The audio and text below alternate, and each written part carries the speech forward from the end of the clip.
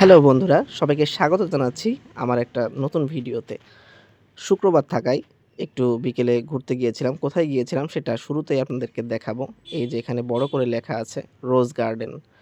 ঢাকার ভিতরে এতদিন ধরে আমি আছি, কিন্তু আজ পর্যন্ত এই জায়গাটাতে আমার যাওয়া হয়নি। টিকাটুলিতে অবস্থিত এই সুন্দর রাজপ্রাসাদটিতে আজকে কোনো প্ল্যান ছাড়াই চলে আসলাম। আমি আর আমার রুমমেট মিলে চলে এসেছি আজকে এখানে, আপনাদেরকেও দেখাবো। তো চলুন ভিতরে যাওয়া যাক। আমার রুমমেট আমাকে ডাকছে, "আসেন ভেতরে যাই।" তো ভেতরে যেয়ে দেখতে পেলাম এখানে ঝাড়বাতি রয়েছে, একটা বড় ডাইনিং টেবিল রয়েছে, অনেকগুলো চেয়ার রয়েছে। তবে চেয়ারে কিন্তু আবার বসা নিষেধ। তো বসা যেহেতু নিষেধ, দাঁড়িয়ে থেকেই সবকিছু দেখতে হবে বা ঘুরতে হবে। বসার জন্যও আসিনি আমরা।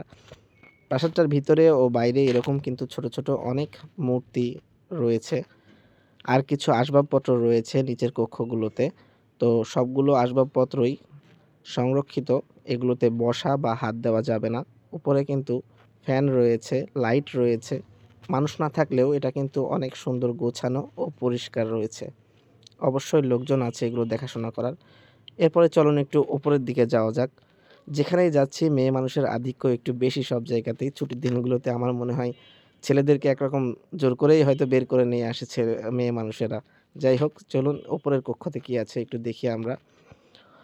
উপরের তলাতে এসে দেখি এখানে একটা, সম্ভবত এটা একটা শোবার ঘর। কারণ এখানে বিছানা দেখা যাচ্ছে।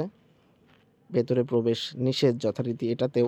এর পাশে আরেকটি শোবার ঘর রয়েছে। আমার রুমমেট এই যে হাত দিয়ে দেখাচ্ছে যে ওই রাজার ছবি দেখা যাচ্ছে, সম্ভবত এটা তারই ঘর বা তারই প্রাসাদ। তো এই ঘরটাও মোটামুটি সুন্দর গোছানো, সুসজ্জিত। এরপরেই এই যে এই ছবিটা দেখা যাচ্ছে, এই ছবিটা কিন্তু পুরো রাজপ্রাসাদটার একটা চিত্রকর্ম আরকি। এই যে এখানে এটা একটা বড় ড্রয়িং রুম। এখানে অনেকগুলো আসবাবপত্র আছে এবং এগুলোতেও আপনার হাত দেওয়া, বসা নিষেধ। কর্তৃপক্ষের নিষেধ আছে। এরপর আরেকটা রুমে আসলাম। এখানে এসে একটা ছবি দেখলাম। সম্ভবত এটা রানী বা রাজকন্যা কেউ একটা হবে। এই রুমটাতেও ঝাড়বাতি রয়েছে এবং ফ্যান রয়েছে। মানুষ না থাকলেও বেশ সুন্দর গোছানো ক পরিবেশ আছে এখানে। কারণ এগুলো দেখাশোনার জন্য তো লোক রয়েছে। এরপর বাইরে যেতে দেখলাম কর্নারে একটা ছোট্ট সিঁড়ি, খুব সুন্দর আঁকানো-বাঁকানো সাদা একটা সিঁড়ি। এটা দিয়ে হয়তো ছাদে যাতায়াত করত। কিন্তু জনসাধারণের জন্য এটা ব্যবহার করার কোনো অনুমতি নেই। রোজ গার্ডেনে এসেছি আর রোজ দেখতে পারবো না তা তো হয় না, বা গার্ডেন থাকবে না তা তো হয় না। এই যে একটা সুন্দর গোলাপ ফুলের বাগান, লাল গোলাপ ফুটে আছে বাগানটাতে এবং এই ফুলগুলো কিন্তু ছেঁড়া নিষেধ। রোজ গার্ডেনের সার্থকতা হয়তো এই বাগানটাতেই রয়েছে। কারণ রোজ গার্ডেনে আসবেন আর রোজ গার্ডেন দেখবেন না তা তো হয় না। এটা হচ্ছে প্রাসাদটার পেছনের দিকটা।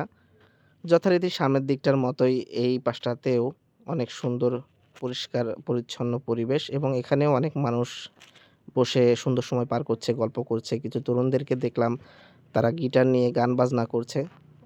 খুব সুন্দর মনোরম পরিবেশ। এই যে মূর্তিগুলোর কথা বললাম সেগুলো বাইরে ভিতরে সব জায়গাতেই রয়েছে। এরপরে আমাদের নজরে পড়ল এক কর্নারের দিকে ঢাকা জাদুঘর। সংস্কৃতি বিষয়ক মন্ত্রণালয়ের অধীনে এই জাদুঘরটি এখানে রয়েছে। কিন্তু আমি খুবই হতাশ হয়েছি যখন জাদুঘরটা দেখব বলে আসলাম। এখানে একটা অফিস কক্ষ রয়েছে, সেটা দেখলাম খোলা আছে। কিন্তু জাদুঘরের মূল ফটকটাতে দেখলাম তালা দেওয়া। অর্থাৎ এখানে প্রবেশ করা যাবে না। তো এরপরে জাদুঘরের সামনেই রয়েছে একটা মাঝারি সাইজের পুকুর, অর্থাৎ প্রাসাদের সামনেই। তো এটা আরো একটা সুন্দর পরিবেশের সৃষ্টি করেছে। যাই হোক, এটা কিন্তু অনেক সুন্দর একটা পরিবেশ। এই যে এখানে রয়েছে সংরক্ষিত পুরাকীর্তি রোজ গার্ডেন।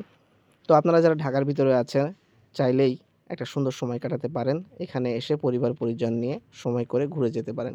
টিকাটুলিতে এটা অবস্থিত।